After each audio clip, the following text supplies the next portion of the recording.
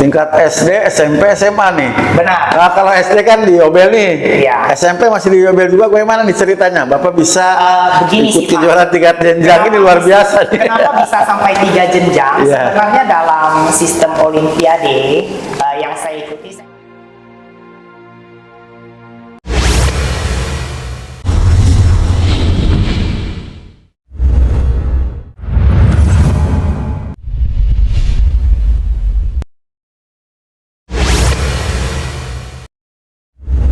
Assalamualaikum warahmatullahi wabarakatuh. Selamat sore dan salam sejahtera untuk kita semua.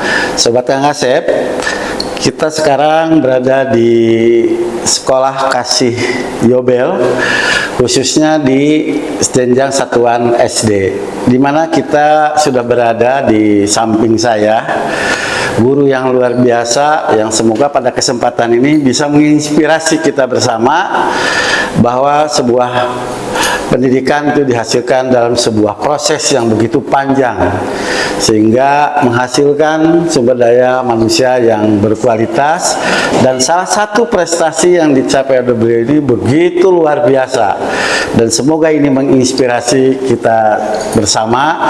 Dan mungkin secara lengkapnya nanti akan langsung saja kita perkenalkan dengan Pak Frediansah SE SPD ya. Oke, apa kabar Pak Fredi? Baik, Pak. Sehat ya? Sehat. Alhamdulillah Pak Fredi sudah berkenan, dan juga kita tadi sudah berbincang-bincang dan minta izin dengan Ibu Kepala Sekolah. Dan alhamdulillah beliau mendukung sepenuhnya kegiatan pada kesempatan sore ini. Sekali lagi terima kasih Pak ya, sudah Baik, menyempatkan sama-sama. di sela-sela kesibukan Bapak yang cukup Iya. padat ini. Iya. Ya, kita mencari waktu yang luang, dan alhamdulillah rekan-rekan Sobat Kang Asep, pada kesempatan ini kita bisa bersilaturahmi di SD Kasih Yobel bersama Pak Frediansah SE MPD dan kawan-kawan semua Sobat Kang Asep. Semoga tetap diberkahi kesehatan, keselamatan, panjang umur, dan juga dilancarkan segala urusannya, termasuk rekan-rekan kita juga, guru-guru yang luar biasa yang ada di SD Kasih Yobel ini. Oke, kawan-kawan semua, kita langsung saja berbincang-bincang dengan rekan kita, Pak Frediansah, yang pada kesempatan ini memang saya baru pertama kali, padahal beliau ini mempunyai prestasi yang sangat-sangat luar biasa. Oke, Pak Fredi, mungkin bisa diceritakan dari nama dan diperkenalkan kepada Sobat Kang Asep semua, supaya lebih mengenal lagi sosok daripada Pak Frediansah yang sangat luar biasa ini. Kenapa Pak? Ya, salam semuanya teman-teman. Di sini saya ingin memperkenalkan diri saya terlebih dahulu. Perkenalkan teman-teman, nama saya Frediansah, biasanya dipanggil Fredi. Umur saya 27 tahun. Saat ini saya mengajar di salah satu sekolah swasta, yaitu SD Kasih Yobel Singkawang. Saat ini di sini saya sudah mengajar selama 6 tahun. Di sini karena kecintaan terhadap dunia pendidikan, sampai saat sekarang ini saya masih terjun di dunia pendidikan. Ya.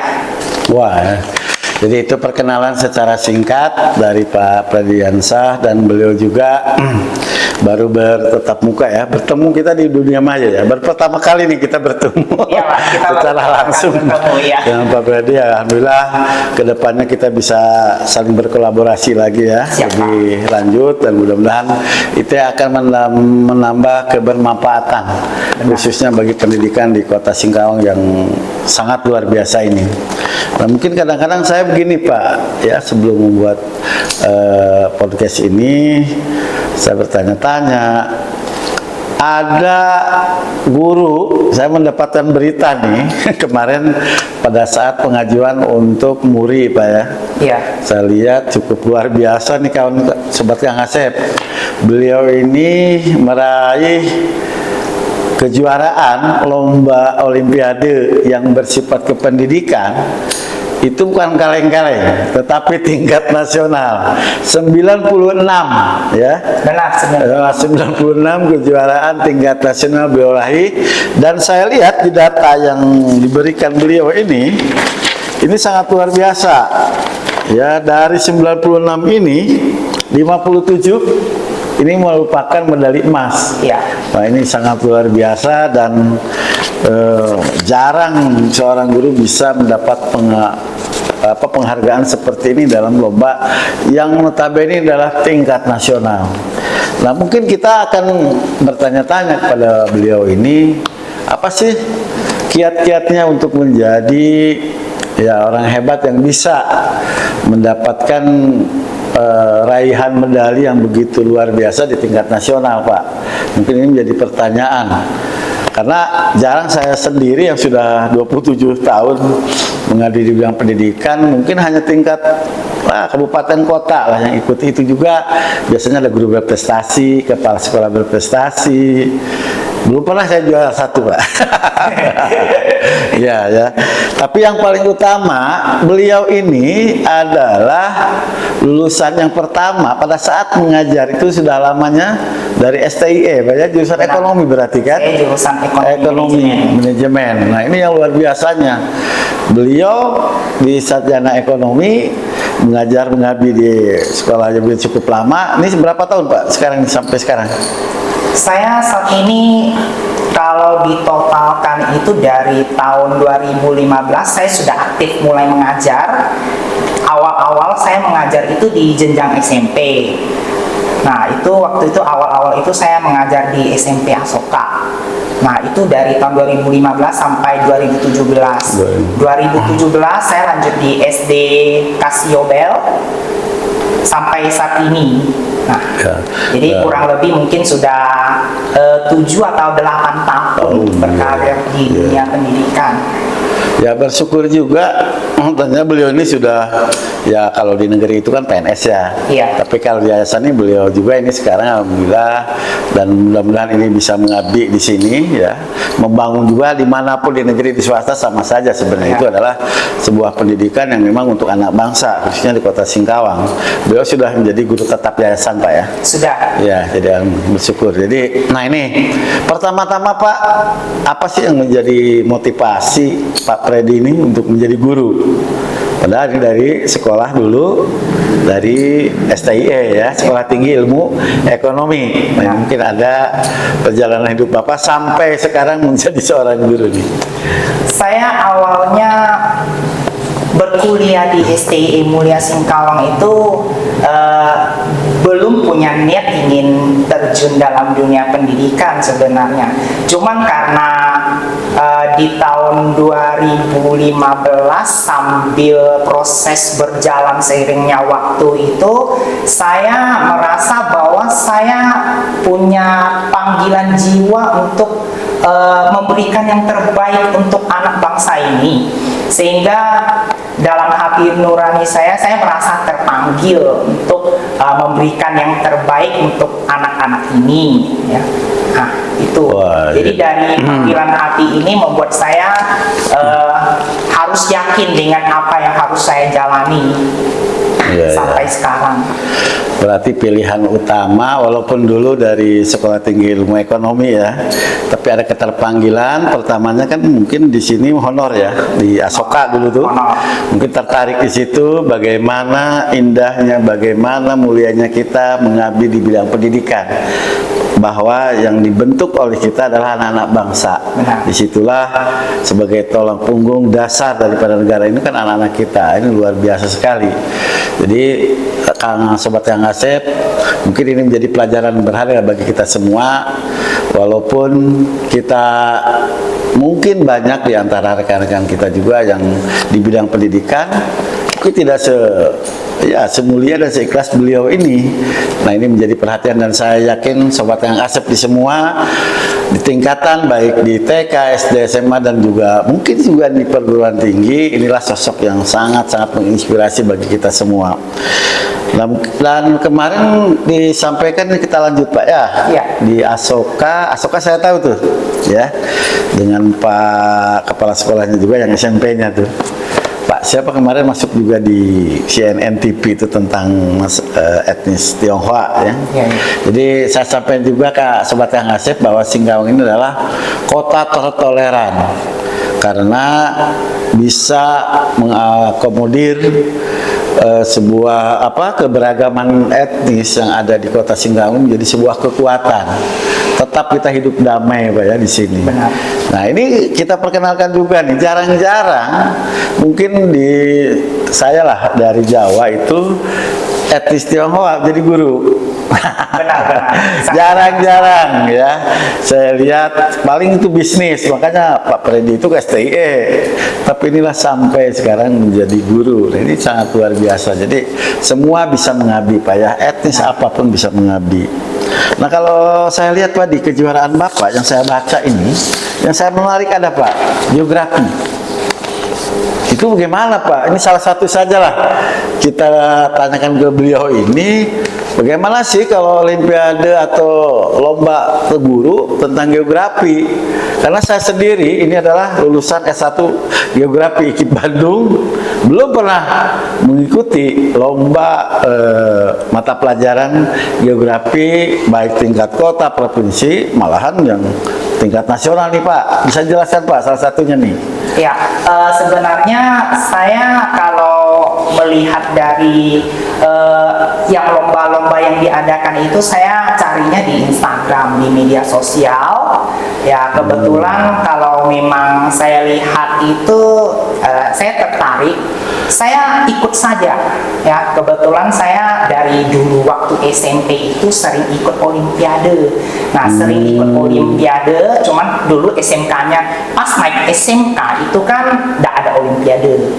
Nah, jadi nggak bisa ikut. Nah, dari situ saya jadi tertarik.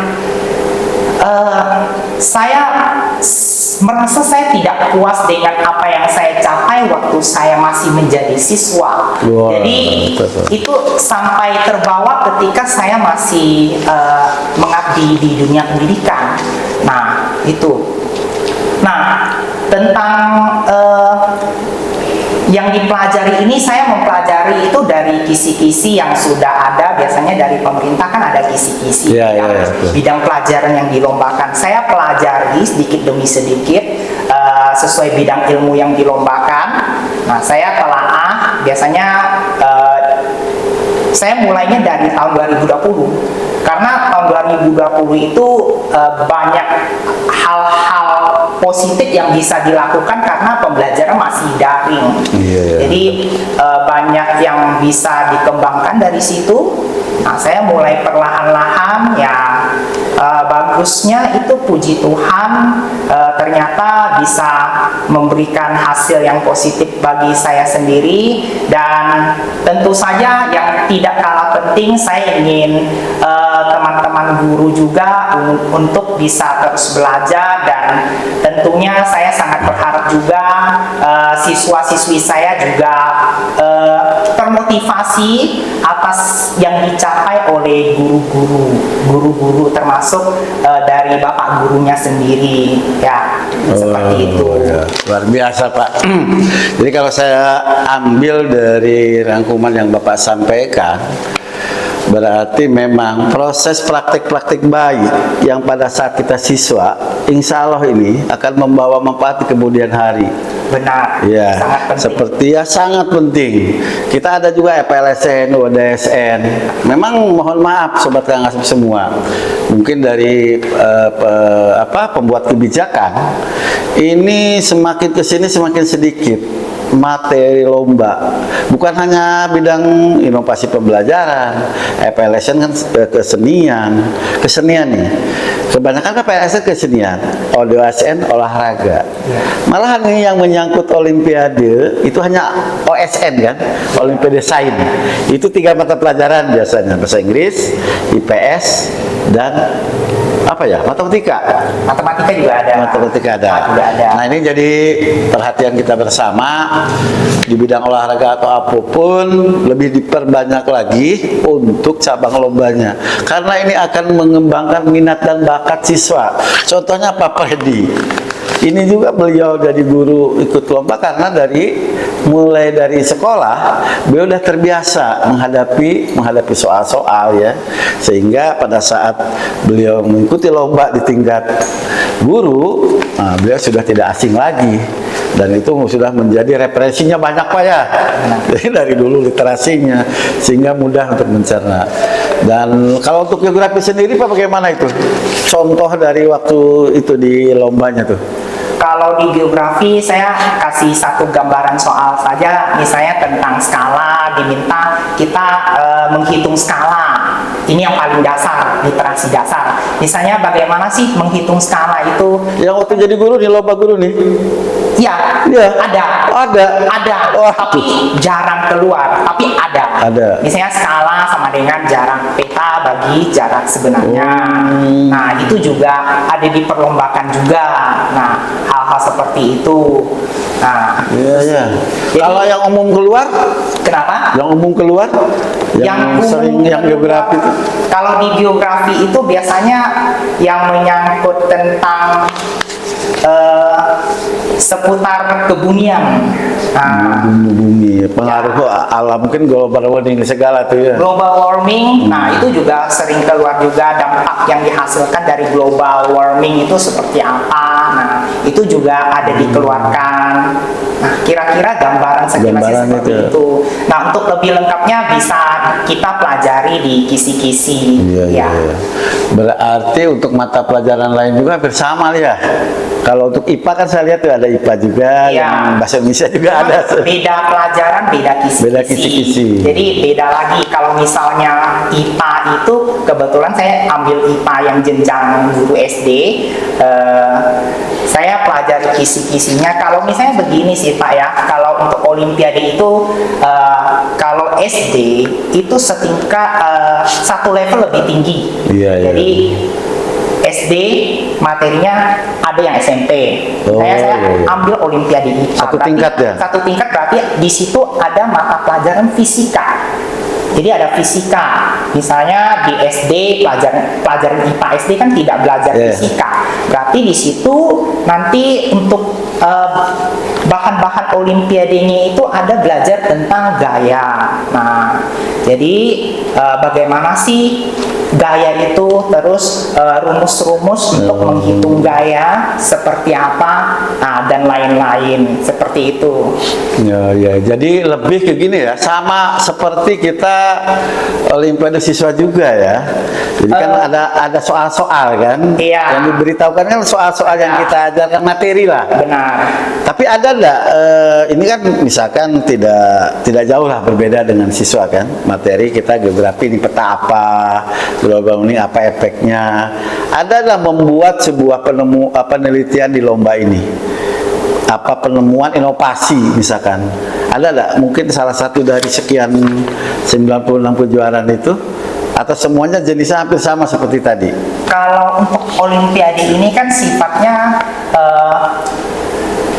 akurasi terhadap apa yang kita jawab, apa yang kita isi itu, Iya. yang dinilai itu akurasi ketepatan jawaban kita. jawabannya Nah, lah. itu sih. Jadi pemenang Ya. itu ditentukan berdasarkan akurasi menjawab. Soalnya ada dua tipe. Yang pertama ada pilihan ganda, yang kedua itu ada menguraikan atau esai. Tapi dari Olimpiade yang saya ikuti ini memang kebanyakan itu jenis soal PG, tapi ada juga yang soal esai. Nah, untuk yang hal-hal yang bersifat penemuan sampai sejauh ini belum ada. Inovasi pembelajaran belum ya? Belum. Sampai sejauh ini belum ada. Oh, Ya. jadi jenisnya hampir sama dengan kita mengisi ujian nasional lah ya. Nah, kurang lebih. Cuma memang pasti ini levelnya lebih tinggi ya. Iya. Karena ada soal tadi juga Bapak SMP harus menguasai juga ya satu tingkat di atasnya SMA ya. Iya. Wah, luar biasanya itu. Terus yang kedua, mungkin kalau soalnya ini ya belum ada Pak ya. Misalkan kita mengajar di kelas, cara cara mengajar itu ada lomba untuk mengajar belum ya? Bukan seperti itu kan? Kita yang itu secara online atau memang kita luring Pak? Yang tadi lomba-lomba ini? Ya, sejauh ini lomba-lomba yang saya ikuti kan daring. secara online. Cuman daringnya sistemnya itu Langsung, terawasi. Jadi ada sistem Zoom pengawasan. Nah, jadi sistem lombanya itu ada yang langsung sekali tahap, 1 kali tahap. Ada juga yang berlangsung selama untuk 2 tahap. Jadi diseleksi. Kalau sudah maka akan dipilih finalis-finalis ini. Nah, dari finalis-finalis inilah yang akan dipilih menjadi juara seperti itu. Iya. Berarti ya ini pengalaman bagi rekan-rekan semua guru seluruh Indonesia, Sobat Kang Asep. Sebenarnya kita bisa ya mencari untuk lomba untuk mengasah diri, kemampuan kita.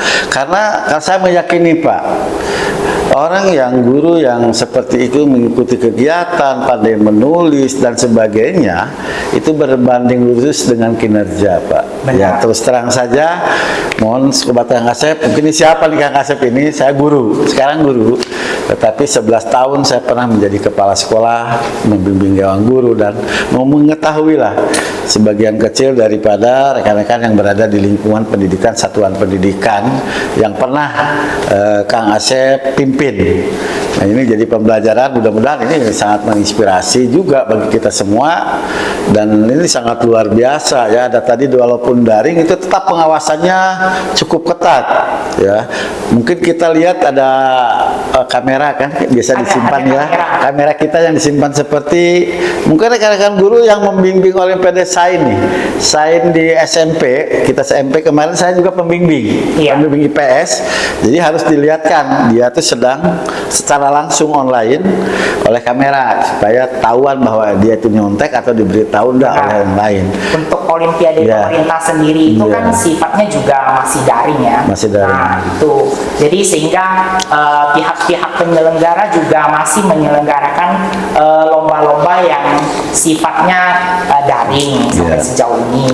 Ya, ini Pak, di sini saya lihat juga nih di data-data Bapak kejuaraan yang Bapak ikuti ini tingkat SD, SMP, SMA nih. Benar. Nah, kalau SD kan di Yobel nih. Iya. SMP masih di Yobel juga. Bagaimana nih ceritanya? Bapak bisa begini ikut sih, kejuaraan tingkat jenjang ini luar biasa nih. Kenapa bisa sampai 3 jenjang? Sebenarnya dalam sistem Olimpiade yang saya ikuti, saya ikut berdasarkan juknis Pak. Nah, jadi ada aturan memang untuk Olimpiade. Kalau misalkan saya ini kan guru SD, mau ikut yang jenjang di atasnya itu dipersilahkan.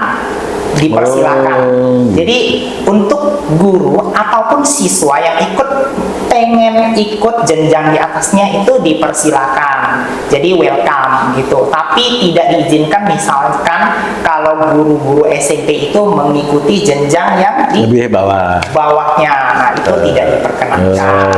Seperti itu. Iya. Berarti terjawab sudah nih. Saya udah dengan istri di rumah. Oh, ini ada kegiatan. Ya tanyakan bisa kan biasa komunikasi juga. Karena kebetulan istri itu di guru SMA. Oh jadi begitu ya. Jadi bukan ini Sobat Kang Asep mengikuti lomba tadi, walaupun guru SD boleh jenjang yang lebih atasnya kalau dia dianggap mampu, tetapi tidak boleh secara regulasinya lah ya. Regulasinya mengikuti jenjang yang lebih rendah, itu memang nggak boleh. Minimal kan penguasaan kita pasti agak berbeda ya. Nah, jadi itu Sobat Kang Asep. Nah, kita tanyakan lagi, ini banyak sebenarnya. Mudah-mudahan nanti rekan-rekan bisa mengikuti podcast ini yang cukup sangat-sangat menginspirasi dengan memberikan like, komen, dan subscribe sehingga saya bisa termotivasi untuk nanti membuat lagi kegiatan-kegiatan lain yang bersifat pendidikan dan mudah-mudahan ini menginspirasi kita semua. Nah ini kalau mengajar berarti udah dari 2015. Berarti sekarang sudah 8 tahun ya? Sudah 8 tahun. 8 tahun tapi dengan prestasi yang cukup luar biasa nih. Ini kalau latar belakang pendidikan tadi ya dari STIE. Tahun berapa STIE? Berarti tahun 2020 Pak ya? Mulai ke SPD. SPD Universitas Terbuka. Lulusnya itu tahun 2022. Iya. SPD ya? SPD. SPD SD ya? SD, ya. PGSD SD ya? Ya. Universitas terbuka. Di Universitas Yang di terbuka. Singkawang?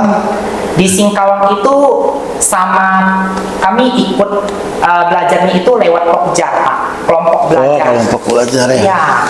Lewat kelompok belajar kami ditampung dalam satu kelas sehingga bisa mengikuti perkuliahan secara jauh. Yang PGSD yang memang sekali-kali kan biasa berkumpul nih. Berkumpul. Mengelolanya Dinas Pendidikan? Ada. Pengelolanya Dinas Pendidikan. Siapa Tapi, waktu itu? dipercayakan ketua Pokjarnya itu Bu Mary. Oh iya benar. Iya. Berarti di SMP 7 pernah? Pernah. Tahun 2000 berapa? Saya 1 semester saja waktu itu. Setelah itu ya karena COVID ya, karena COVID ini daring, akhirnya menempuh kuliahnya secara daring juga. Oh, Bu Mary ya. Bu Mary, Dinas Pendidikan lah Bu Mary ya. Ya. Terima kasih yang luar biasa sudah menghasilkan kawan-kawan kita yang memang mau melanjutkan stratanya, tapi memang tidak jauh-jauh lah ada di sini sekitar sini, dan dari Universitas Terbuka cukup luar biasa ya, ini bisa menginspirasi semua. Jadi saya pernah juga di SMP 7 itu di ya pengelola sebagai tuan rumah. Pada saat itu menjadi kepala sekolah di SMP 7. Jadi sebenarnya banyak yang beberapa hal ini sudah terjawab nih. Ya seperti tadi ya, ternyata boleh ya mapel dari tingkat atas ke bawah ke atas, tapi Bawah tidak ke atas, boleh ya. dari atas ke bawah gitu ya. Nah, sekarang gini Pak, dari kejuaraan lomba-lomba yang didapat ini sangat luar biasa Pak. Apa sih yang mungkin Bapak dapatkan selain kepuasan tadi ya? Saya yakin ada kepuasan sudah bisa menunjukkan bahwa kita mampu ya. Secara finansial, materi dari lomba-lomba ini? Ya, dari lomba-lomba ini yang diperlombakan itu biasanya tergantung penyelenggara, ya penyelenggaranya yang memberikan fasilitas kepada para pemenang. Nah, itu dari semua lembaga yang saya ikuti kan banyak sekali ya. Nah, ada juga lembaga yang saya ikuti itu dia lombanya 1 tahun sekali, sudah kayak olimpiade pemerintah. Oh. Nah, itu ada. Nah, fasilitasnya juga ada. Ya, jadi tergantung dari penyelenggara lomba olimpiadenya. Ada penyelenggara olimpiade, lomba olimpiade yang menyelenggarakan fasilitasnya diberikan medali, piagam penghargaan. Nah, ada juga yang memberikan uang tunai, ada juga yang memberikan fasilitas piala dan lain-lain. Ya, puji Tuhan dari semua lomba yang saya ikuti, saya juga sudah pernah mendapatkan uang tunai. Ya, misalnya dari satu lomba itu saya pernah mengikuti sampai 2 atau 3 bidang itu pernah diberikan 1,5 juta atau 2 juta. Ya. Itu ada. Ya, kalau misalnya dari pemerintah ada menyediakan akses wadah bagi guru untuk mengikuti lomba-lomba kayak Olimpiade Guru Nasional.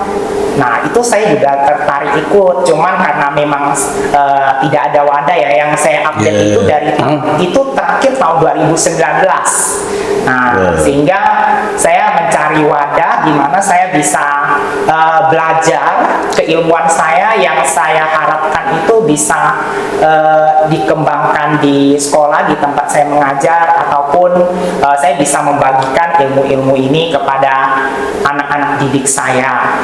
Iya ya. Nah, sekarang kalau materi mungkin udah banyak lah ya, beberapa kali perhatian daripada pelaksana kegiatan ya.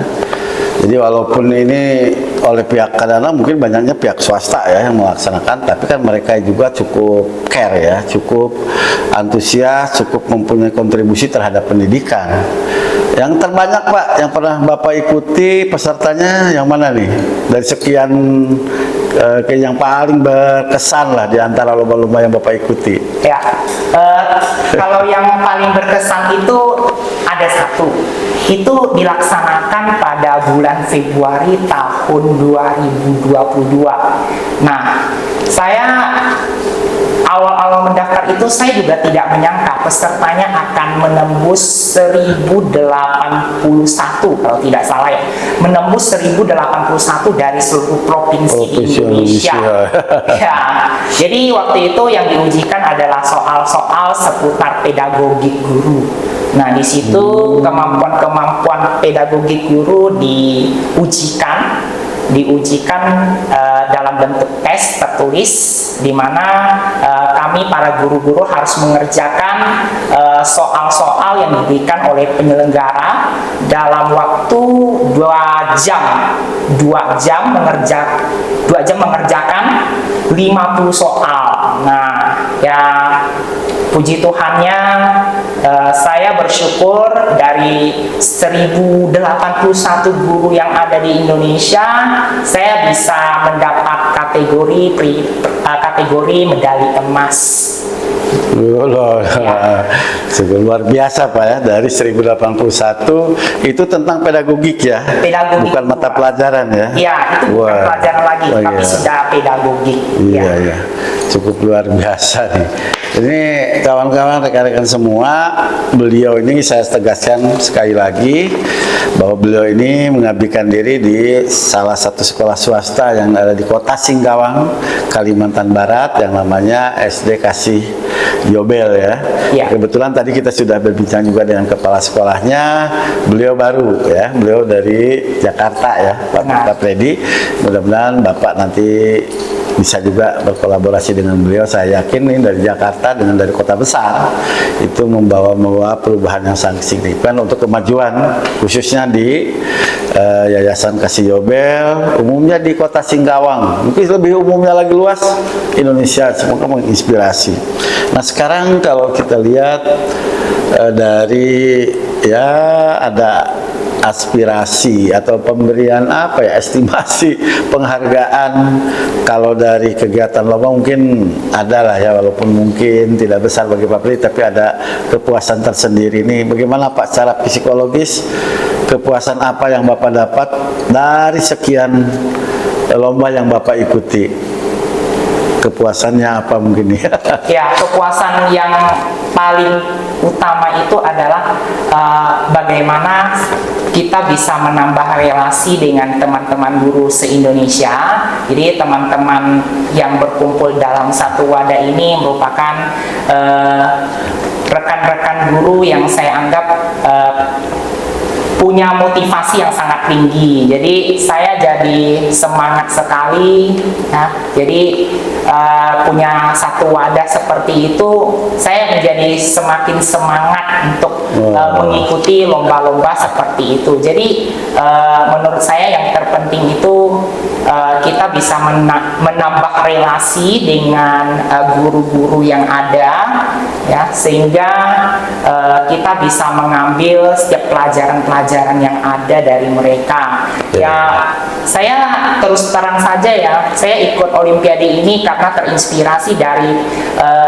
teman-teman guru yang hebat juga ya. Jadi saya bisa dikatakan sering update Instagram saya, selalu saya update. Saya lihat ternyata di luar sana banyak guru-guru yang menginspirasi. Nah, dari situ saya belajar mereka-mereka ini hebat. Kenapa saya tidak menggali potensi diri saya sendiri di bidang yang pengen saya tekuni? Nah, jadi dari situ saya lihat ada satu postingan, dia guru di bidang ekonomi. Jadi saya sangat terinspirasi dari postingan. Dari postingan itu saya terinspirasi dari tahun 2020. Wah, saya harus belajar. Sampai saya pernah tanya bagaimana saya untuk mengikuti lomba-lomba seperti ini. Jadi beliau memberikan masukan kepada saya. Nah, saya ikuti saja. Ya, saya ikuti, saya pelajari. Puji Tuhan dari masukan beliau saya menjadi semangat. Nah, itu. Berarti ya permulaan media sosial ini cukup mempengaruhi ya, karena kita lihat sekarang udah kita lihat dulu kan hanya elektronik TV, ada yang kejuaraan, tapi kalau sekarang media sosial malah lebih luas lagi ya. Jadi ini kawan-kawan, sobat Kang Asep, jadi inspirasi itu bisa datang dari apa saja ya. Mungkin dari hal-hal yang dianggap kita kurang luar biasa itu bisa jadi muncul sebuah inspirasi. Contoh dengan Pak Freddy ini. Nah, Pak, untuk rekan-rekan, saran-saran untuk rekan-rekan nih, guru-guru yang nampaknya perlu kita berikan motivasi, mungkin yang inspirasi, apa yang bisa Bapak sampaikan ke rekan-rekan semua nih?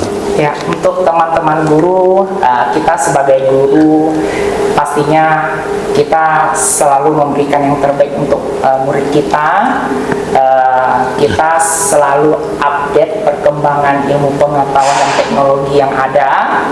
Ya, caranya dengan kita menjadi guru pembelajar ya. Jadi di sini saya juga harus terus belajar karena saya yakin dengan kita menjadi pembelajar sejati maka kita akan mendapatkan kepuasan yang sesungguhnya, dan terutama yang terpenting itu tujuan dari pendidikan ini adalah kita memberikan yang terbaik untuk anak didik kita sehingga anak didik kita itu menjadi terpuaskan. Nah, seperti itu. Iya. Sangat-sangat menginspirasi apa yang disampaikan Pak Freddy. Dan juga kalau ini saya tadinya bertanya nih, apresiasi apa yang diharapkan dari pemerintah daerah. Tapi nampaknya beliau tidak ingin ya menyampaikan apa, tidak memerlukan penghargaan berupa materi. Saya yakin, tetapi mudah-mudahan lewat media sosial ini, YouTube, channel YouTube Kang Asep Geo 88 ini, kepada pemerintah daerah lebih lagi perhatian kepada mereka yang berprestasi. Kalaupun kemarin memang belum terekspos, ini sudah terekspos sekarang, berikan perhatian karena ini sangat menginspirasi bagi guru-guru yang lainnya, Pak Freddy ya. Nah, mungkin dari Pak Freddy sendirilah, ada apa nih dengan apa yang bisa disampaikan kepada pemerintah khususnya di otonomi daerah ini, ke pemerintah Kota Singkawang dengan ikutnya Bapak dari berbagai macam kegiatan lomba, dan ada hubungannya juga nanti dengan peningkatan kompetensi guru-guru yang ada di Kota Singkawang. Ya, pesan saya mungkin simpel saja, saya menyampaikan mungkin untuk pemerintah daerah lebih memperhatikan lagi untuk kesejahteraan guru. Saya yakin semua guru ini adalah guru-guru yang hebat. Jadi semuanya adalah guru hebat, di mana ketika kita mau mulai belajar maka semuanya menjadi mungkin dan pasti bisa. Jadi ke depan mungkin pemerintah daerah harus lebih memperhatikan lagi kesejahteraan guru. Nah, misalnya teman-teman guru yang mempunyai rekam jejak yang bagus, mungkin ada pertimbangan tertentu yang harus diberikan oleh pemerintah daerah supaya teman-teman guru juga baik yang berkarir di swasta maupun negeri ini semakin termotivasi.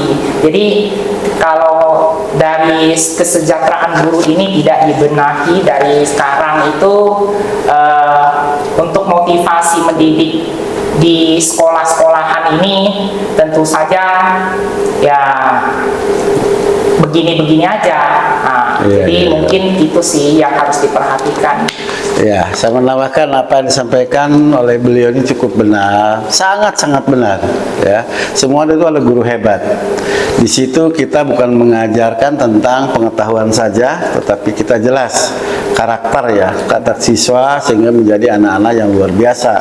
Tadi sebelum kita podcast itu kita bincang-bincang, apalagi setelah COVID ini cukup berat Pak ya. Saya kira di negeri saja, ternyata di Hasan yang cukup hebat ini juga terasa bagaimana daripada perilaku dan karakter siswa ini yang perlu penanganan yang luar biasa dari kita seorang guru.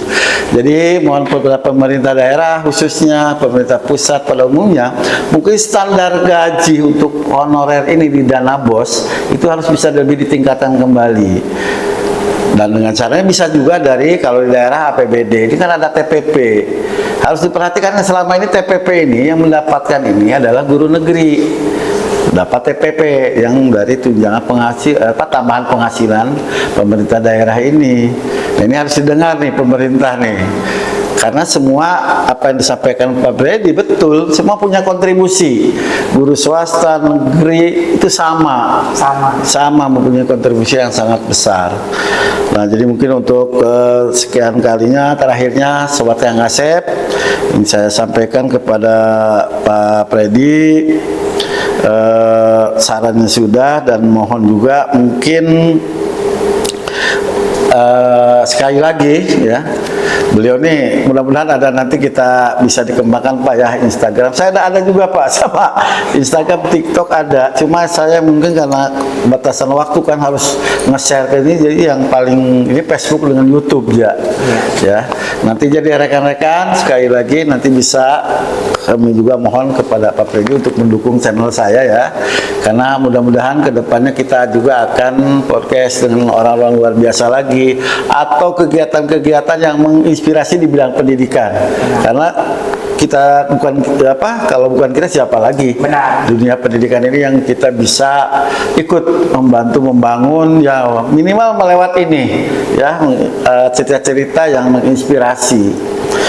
Nah, jadi rekan-rekan untuk semua mungkin ada yang terakhir bisa Bapak sampaikan di akhir kegiatan ini, statement ya dari seorang guru hebat yang mendapatkan kejuaraan 96 kegiatan-kejuaraan yang dilaksanakan tingkat nasional dari seorang guru yayasan yang bermula dari beliau seorang guru yang lulusan dari STIE Sekolah Tinggi Ekonomi masuk ke universitas terbuka ya, ini cukup luar biasa kan menurut saya sendiri dari IKIP Bandung Mbak.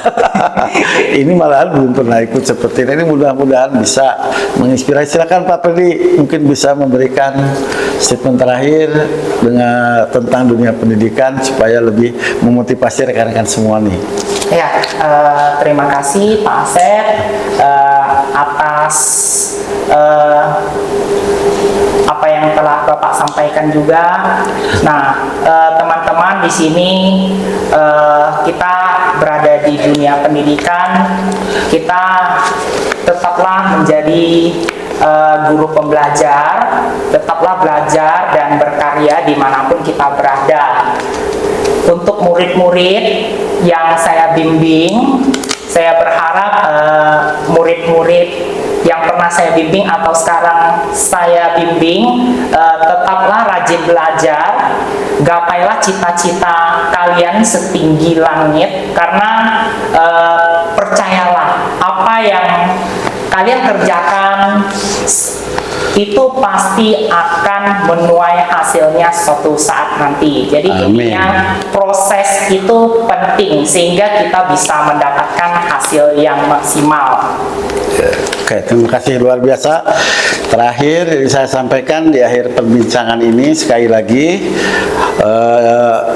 untuk like, komen, ya ini wajib komen nih karena mungkin dari pembincangan ini bisa memberikan masukan-masukan, saran, dan bisa semuanya diikuti oleh rekan-rekan seluruh Indonesia, khususnya bagi mereka yang pemerhati pendidikan, bukan hanya guru, tetapi masyarakat semua juga ikut membangun di dunia pendidikan ini.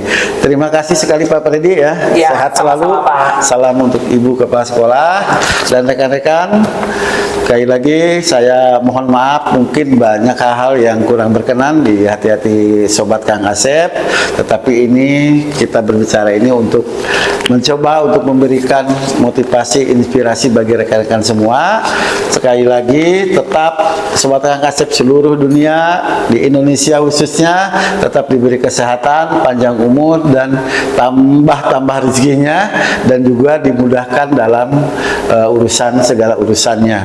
Sekali lagi terima kasih. Wabillahi taufiq wal hidayah. Wassalamualaikum warahmatullahi wabarakatuh. Selamat siang, salam sejahtera untuk kita semua.